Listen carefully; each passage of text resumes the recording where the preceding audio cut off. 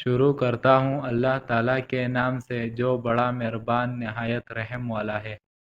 مصعب بن سعد سے روایت ہے، انہوں نے فرمایا، میں نے اپنے والد کے پہلو میں نماز پڑھی اور میں نے اپنے ہاتھ اپنے گھٹنوں کے درمیان رکھ لیے تو والد محترم نے مجھ سے کہا، اپنے ہاتھ اپنے گھٹنوں پر رکھو۔ میں نے ایک دفعہ پھر اسی طرح کیا تو انہوں نے میرے ہاتھ پر مارا اور فرمایا، یقیناً ہمیں اس کام سے روکا گیا ہے اور ہمیں حکم دیا گیا ہے کہ ہم ہاتھ گھٹنوں پر رکھیں۔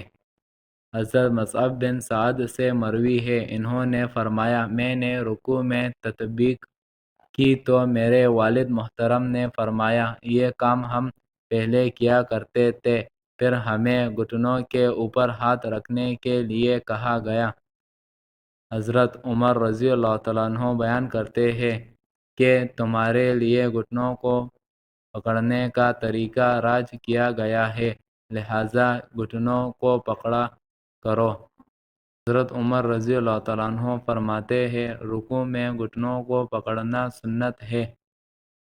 اللہ تعالیٰ ان احادیثوں پر ہمیں عمل کرنے کی توفیق عطا فرمائے، آمین۔